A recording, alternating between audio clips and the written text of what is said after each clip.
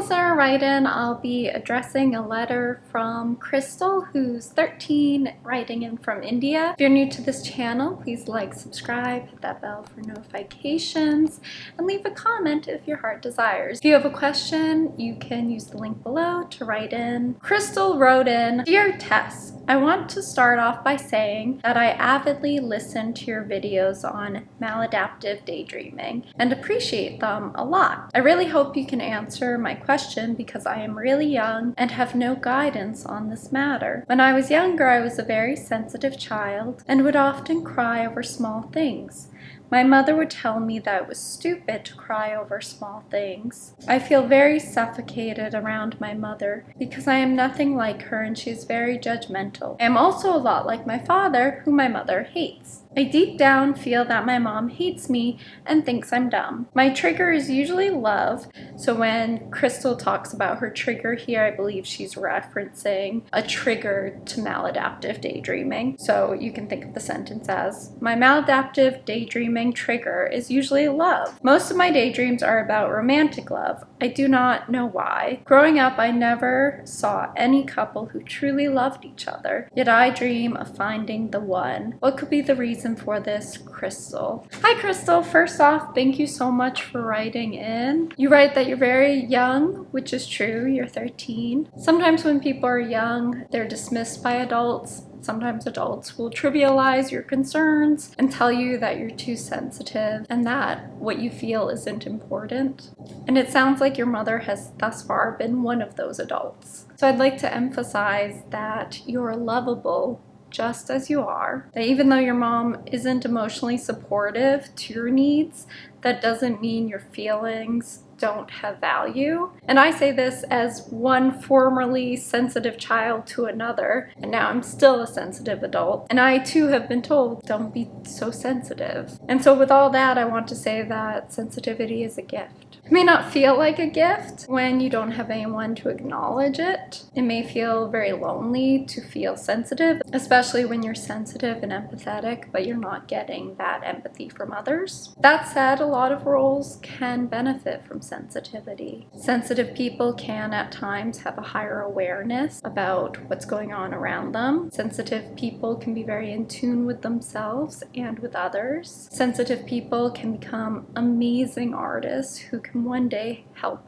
other sensitive people and the world at large. Sensitive people can offer a lens of how to view the world to people who are less sensitive. And some of those less sensitive people will feel the wonder of that, and others won't, and that's okay as well. There's a song, I'm Sensitive by Jewel. I always appreciate it when I was your age. There's a line in it, I'm sensitive and I'd like to stay that way. And I think that's such a beautiful sentiment of sensitivity, to recognize that it's a kind of vulnerability that can sometimes be dismissed, but in that line, Jewel values it. She recognizes the gift of her own sensitivity, and I hope that you can continue to recognize that sensitivity is a gift, regardless of what your mom says. It's better just to say, hey, I'm sensitive and I'd like to stay that way. That said, you're in a very tough environment.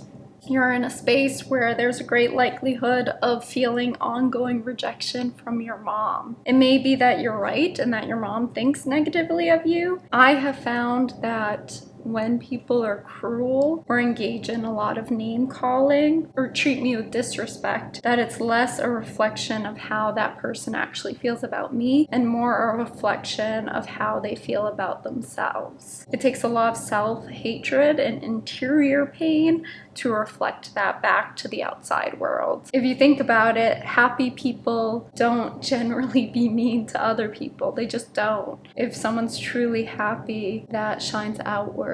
And I think from your description of your mom, it doesn't sound like she's truly happy, and that's unfortunately impacting your well-being. So I would wager she's in a lot of pain, and that she doesn't know how to fix that, and that she's taken that pain out on you, and you don't deserve that, not even a little bit, and I'm really sorry about that. And I think it's also important to recognize that there's not one thing you can do to fix your mom. Learn this now. You can't fix other people, especially your parents. You can ask people to respect you and be kind to you and hold standards about what kind of behavior you'll accept, but you can't fix anyone. And even with what I just said, your options are limited because you're still a teenager and you're in this environment run by your parents. But what you can do is you can directly improve yourself and hold love for yourself through whatever you have to deal with other people. Sometimes when you're in a good space, that will impact the people around you, but not always. So whatever you can do to really maintain the person you are and find your own grounding through this will make the most difference. You mentioned your father, and I was actually going to send you a follow-up email because I had a few questions about your relationship with your dad. But you elaborated you weren't comfortable sharing your email. So I wanted to take the time to also say thank you for being honest and for not sharing your email since you weren't comfortable. And so I'll respond around your father with the limited information I have, and it'll be fine. You mention your father, but you don't really elaborate whether or not he lives with you.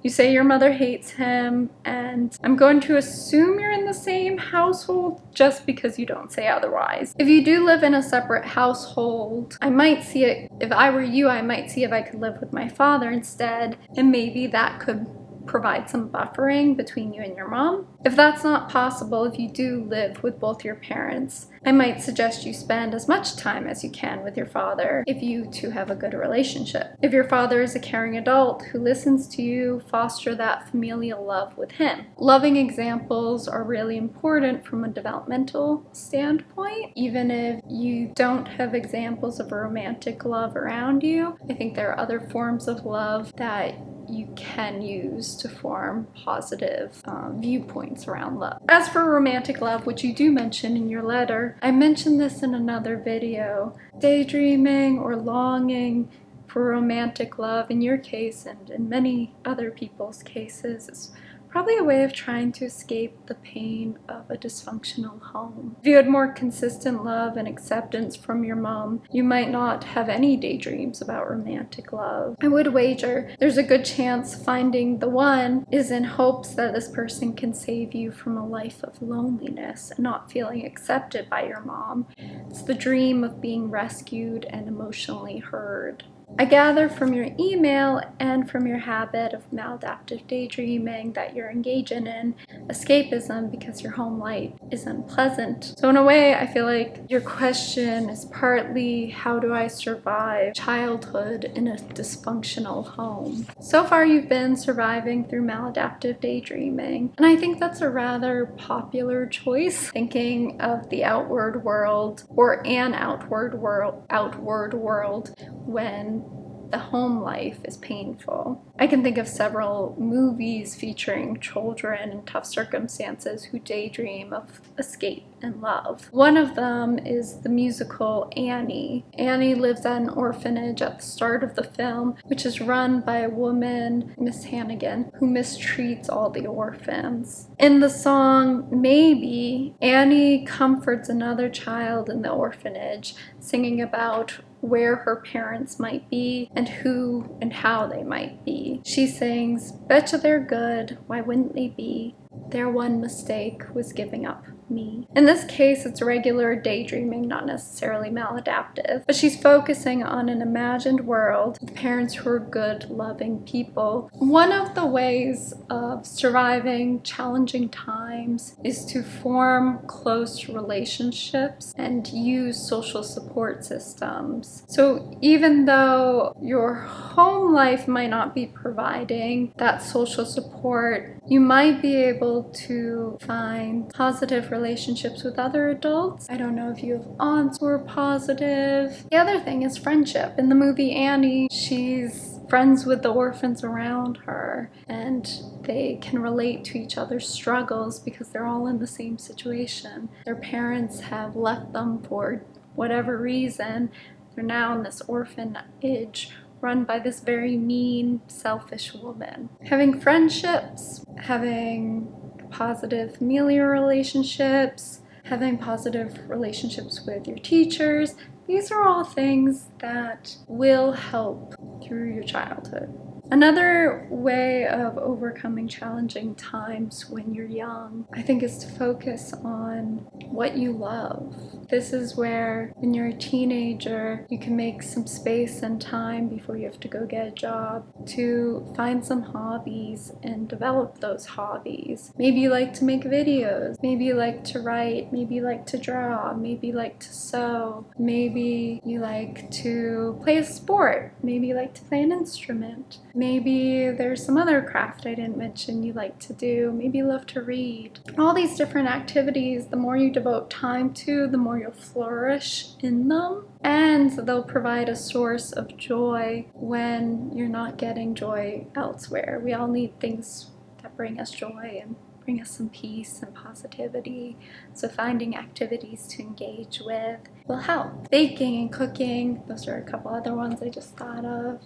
Riding a bike, taking walks, taking pictures. Another thing is to provide as much care to yourself and your body as possible, and making sure you get enough sleep and exercise. Stretching is really important. Your body will feel really good if you can make some space with yourself.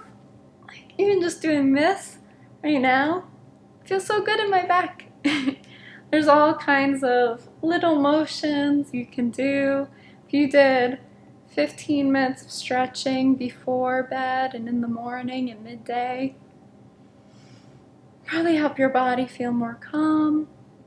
When you prepare your body to feel more calm, when your mom gives you negative feedback, you'll be able to withstand it more easily. Being sensitive doesn't mean having to crumple underneath other people's words. Being sensitive can mean a lot of different things. It can mean the ability to really feel the magic of life and the undercurrents. And we all have to build our internal and external strengths. We want to be strong in body. We want to be strong in spirit. One thing that might help you as you deal with your mom's criticism is to think about validation. If you don't know what validation is, it's kind of like approval. So there's external validation, which comes from other people, and then there's internal validation, which comes from ourselves. And when you think about self-esteem, it's better to have self-esteem come from internal validation or internal approval versus the outside world, because you're never going to please everyone. Whenever you put something out into the world, whether that's a piece of art or yourself or anything really, it is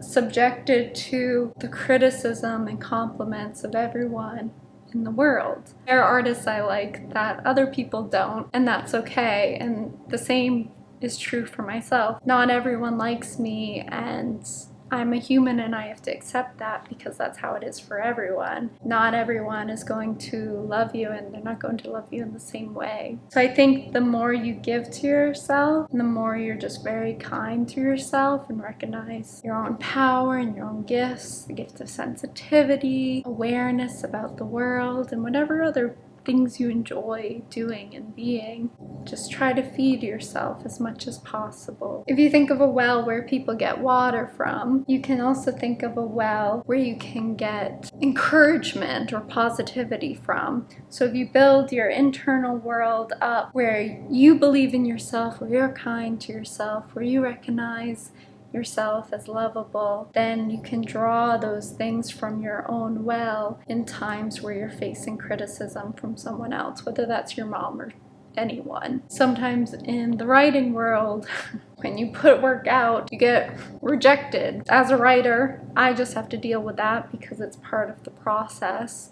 So you can kind of think of it as the process of being human as well, that you're not always going to be treated well by others, but that doesn't mean you're not worthy of being treated well. You definitely are, and you will be treated well by others. And anytime you're not, you just have to pick yourself up and keep going and do the things you love and find people who appreciate you and find the joy where you can. I think that's the biggest thing I hope for you and wish for you, is that through your childhood you can find those joys, the things that make life really enriching. In terms of your romantic fixation, with maladaptive daydreaming, which is internal, I wonder if you can externalize that through activities in the world. So maybe that's writing romantic stories, maybe that's reading romance books or books that have romance. There are a lot of wonderful classics that have romance at the core. I think about Jane Eyre, Pride and Prejudice, Sense and Sensibility, The Count of Monte Cristo. And then there are of course movies and music that are romantic, or there are romantic gestures you can give to yourself. Maybe that's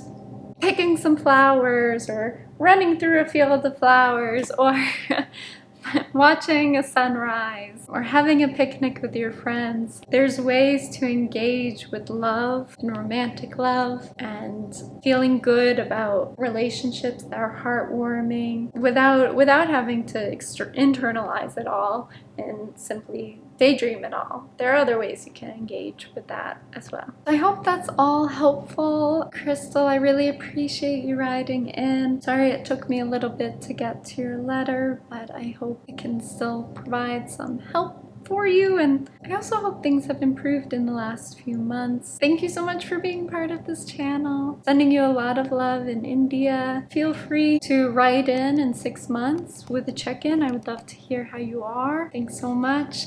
Everyone else, if you would like to write in, the Google form is below. If you'd like to support this channel, I have a Patreon. The link to that is also below. Everyone, be well. Bye.